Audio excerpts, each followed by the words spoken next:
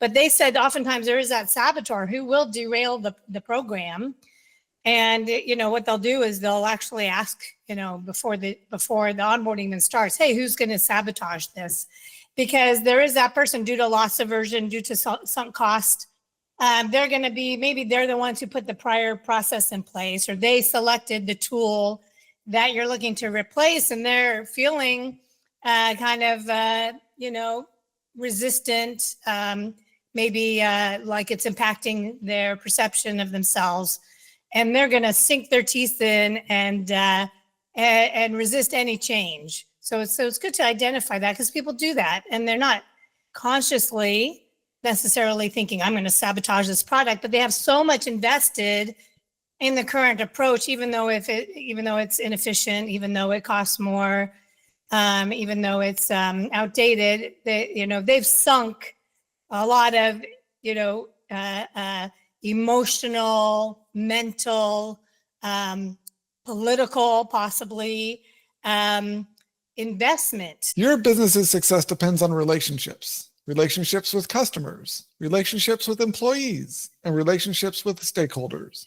What do they all have in common? They're all human. Because no matter if your business is B2B or B2C, it's really H to H, human to human. Welcome to the Human Connection Podcast. I'm your host, Karl Ponto. Each week I'll bring you stories, insights, and practical advice from experts that you can apply to your growing company and daily life.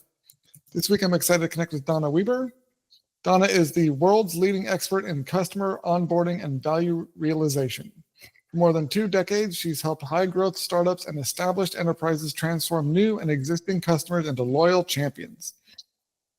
High-growth companies hire her to increase customer retention and lifetime value, decrease time to customer first value, reduce implementation time and costs, boost product adoption and usage, and scale customer success organizations. Her award-winning book, Onboarding Matters: How Successful Companies Transform New Customers into Loyal Champions, is available now. Congrats on Onboarding Matters, and welcome to the Human Connection Podcast. Oh, thank you so much, Karl. I'm really excited to be here today.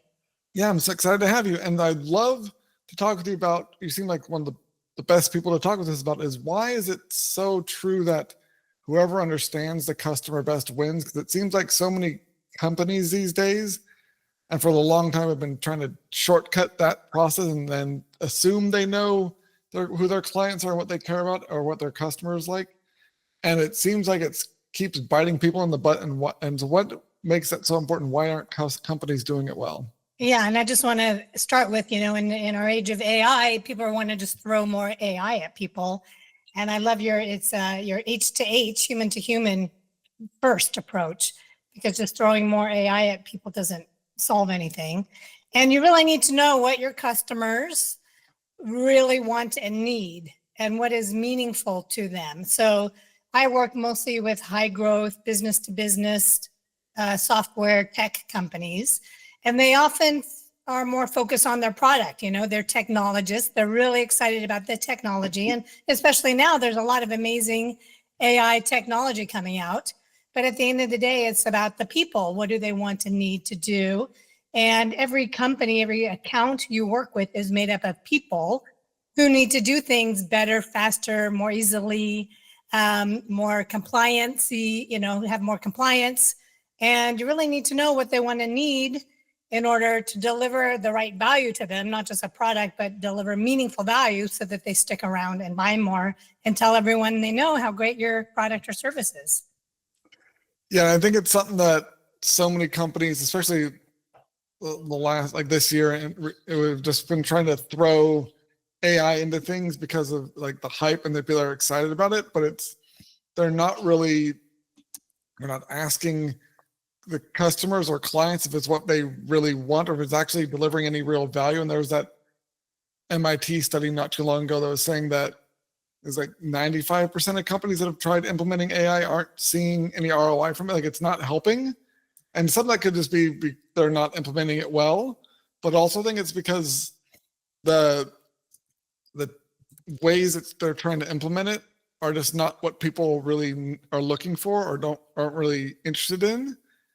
So what's the better way to approach this problem for companies that you work with, or how do you help them approach this a different way?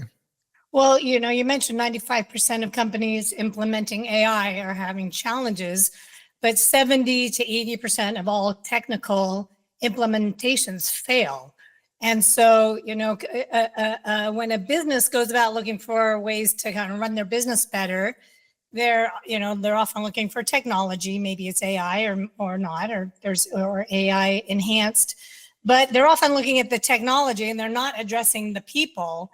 And I've been doing some research, and I have videos and articles about some of the unconscious biases that customers and their people come into the relationship with. And these are behavioral economics, basically neuroscience of how people interact, and things like loss aversion. People, your tool might be awesome, but your customers cling to their legacy systems. So people value what they have twice as much as what they don't have, as what the new thing. People are, there's the sunk cost fallacy, where people think, well, I spent all this time becoming a master on my spreadsheets. People in our company, everyone knows I'm the spreadsheet master. Why would I adopt a new sophisticated fintech tool? Because I'm the spreadsheet master, I'm also, after we speak, I'm going to do a video on the planning fallacy, where things take twice as long and cost twice as much as people assume. They always are more optimistic. If you've ever remodeled a bathroom or a kitchen, then you know this to be true. So there's a lot going on that, consciously and subconsciously in our customers and the users' brains that really are barriers to the success. And so if we just focus on the implementation, the data migration, the configuration, the APIs, the go live, the login, then it doesn't mean any value has been delivered. And so a lot of times people equate onboarding with implementing or training, and it's all very product focused rather than people focused. Yeah, and I've learned a lot. Actually, did a project years ago where I was creating an explainer animation for about like the ad card change management system. And so there's and I've learned a lot about like the behavioral psychology and how the brain works and that sort of stuff as well. And it's fascinating how much people don't understand the human element, or how much the brain is wired to dig in its heels and resist change. Even if the person knows this is a good thing, that's going to help on a intellectual level, on an emotional level, there's a lot of behavioral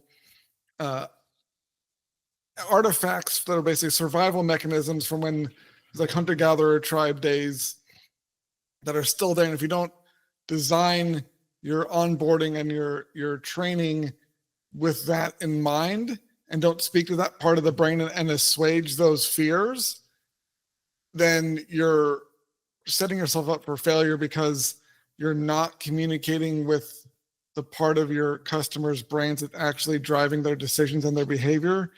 Even if they're not aware that that's what's going on, you have to be communicating to that part of the brain, because it's still what's going to be the biggest factor on the change working or not. Yeah, absolutely. I highly recommend a book by author Britt Andriata called Wired to Resist. And it's a book about change management, but it talks about how neurologically we are wired to resist.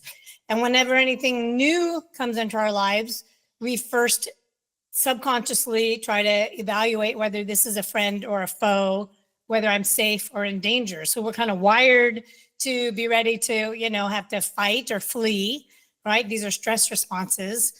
And when we don't address that, then we hit that resistance.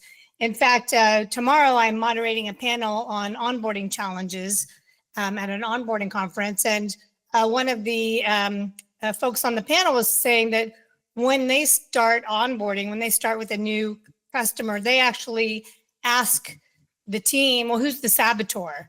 Because there is that person. And I've never really identified saboteur, but I try to identify areas of risk and resistance. But they said oftentimes there is that saboteur who will derail the program. And, what they'll do is they'll actually ask, before the onboarding even starts, hey, who's going to sabotage this? Because there is that person, due to loss aversion, due to sunk cost. They're going to be, maybe they're the ones who put the prior process in place, or they selected the tool that you're looking to replace, and they're feeling resistant, maybe like it's impacting their perception of themselves. And they're going to sink their teeth in and resist any change. So it's good to identify that, because people do that, and they're not consciously necessarily thinking, I'm going to sabotage this product, but they have so much invested in the current approach, even though it's inefficient, even though it costs more, even though it's outdated. They've sunk a lot of emotional, mental, political, possibly investment, and they don't want to change. Yeah, a lot of that is it could be a lot of their sense of value in the company. Their ego is tied a lot to the old way of doing things. And there's, even like before onboarding, like just a lot of like the sales, big like B2B sales get torpedoed because someone's ego is not getting the attention that they think it deserves. And so absolutely. And I think sales know how to address that better than post-sales teams. Yeah, but being aware that a lot of times it's not anything to do with the actual product or the solution, or it's not someone's personal feelings, that you have to aim for the groin, as I put it, because that's the part of the body that's really making the decisions, is that they want to feel like they're being seen personally, or like respected, or they're threatened personally. Yeah. So I think that's a brilliant suggestion of for asking who's the saboteur, so that way and can address that proactively before you have a ticking time bomb to try and diffuse before things all go up in flames there. So when I work with companies, we put a success plan in place, and we do address how we will deal with any risks and escalations. And so I did work with a company where there was a saboteur. They were one of the veteran folks on the team. And there was like a whole new leadership team brought in. So this person had a lot of investment in the way things were, and they were really derailing the program and holding the rest of the team hostage, being very passive aggressive. And so because we had a plan in place, we hadn't identified who will be the saboteur, but we did have a plan in place, which was I called the CEO and we addressed it immediately. So we did that. And we talked about this person. And so we moved them from somebody who was responsible on the project team to somebody who was consulted, because they have a lot of great experience, but they didn't need to be in this kind of collaborative group defining the new way. And once we moved that person off of the team, off the core team, they still had an elevated status as someone who would be consulted, but the program got immediately back on track. It was quite incredible.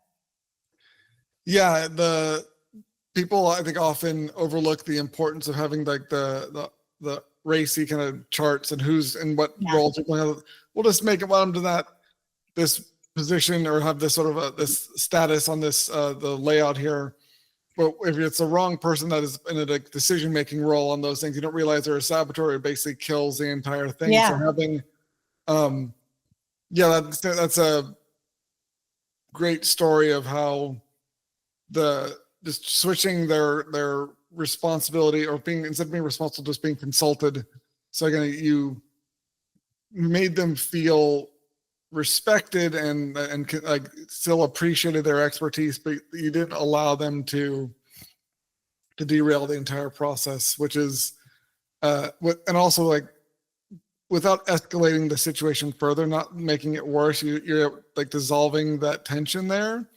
Was I think a very elegant solution. That's really cool. Well, thank you. And I just want to interject. So we started off the episode talking about AI, and what's interesting. So you said 95% of companies implementing AI are not being successful, and so we have this situation where all these companies are enhancing their products or creating AI products. So all these companies are thinking, okay, it's all about AI. I got to push AI out, but the end users are feeling threatened, and the buyers might be like, oh, great, this is going to reduce our inefficiencies by 30%, or it's going to reduce costs. But then the individuals are feeling very threatened by AI right now. So even though you might be rolling out this AI solution that's going to fix everything and everyone, it doesn't mean you're going to get adoption, because consciously or subconsciously, people are thinking, well, if I use this tool, I'm going to be out of a job in a few months. If I train this bot, then I'm going to be out of a job, or my whole career and my whole career is disappearing. So they're going to really be dragging their feet. Yeah, there was I saw a post on LinkedIn. Someone just did a screenshot of like this, a CEO that was like 11 days on the job and sent out this like big message about everyone had to be like using AI first in all their workflows. Like they couldn't, like, instead of open Google Docs where you're supposed to like consult like some sort of GPT thing first, you can do like the old way of working. If it didn't, the first thing didn't involve AI, you're doing it wrong. And just like complete pushback from not only internally, but like on Twitter or X, or it's like people just roasting of like, that's just completely the wrong way to go about trying to. I think people are ultra sensitive about AI and bots. And so people ultimately want a human interaction. So if it feels, bot-like or AI-like, then they're just going to, throw darts into it immediately. Yeah. And it sounds like this person lost credibility immediately. Yeah. I mean, it just, not just for, if they're making any sort of sweeping change that early into your tenure as a leader, is just the wrong play, because it's always going to, you're basically immediately activating that fear response and that digging in the heels for people. But it just shows the lack of qualifications of leadership, period, to come in and just like, let's make all these sweeping changes unilaterally without consulting anyone. And I think when people don't understand the other people that change is going to be impacting, they don't think about the users, they don't think about the customers, they don't think about the employees, and they come in and make this thing that on paper or in their own head seems like it should be a slam dunk. It's always is immediately a dumpster fire, and it's the same problem. It's not like it's a new phenomenon. So it's always baffling me how leaders or companies keep making these same mistakes when it's not like it's, oh, this is suddenly a new, it's based on understood, established human behavior and psychology. And it just makes me face palm when I see the companies making these same mistakes over and over. Yeah, I think that what seems obvious to you and me is not so obvious to a lot of leaders and a lot of tech companies. Yeah, there's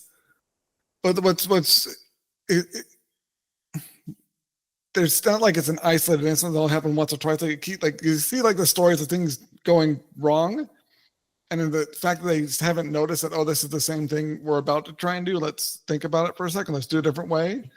So yeah, I agree that we don't have the same perspective, but it's not like there's all the previous incidents have been hidden or like a long time ago, people have forgotten. It's like, oh, like 2 weeks ago, someone did the same thing and it was terrible and it made the news.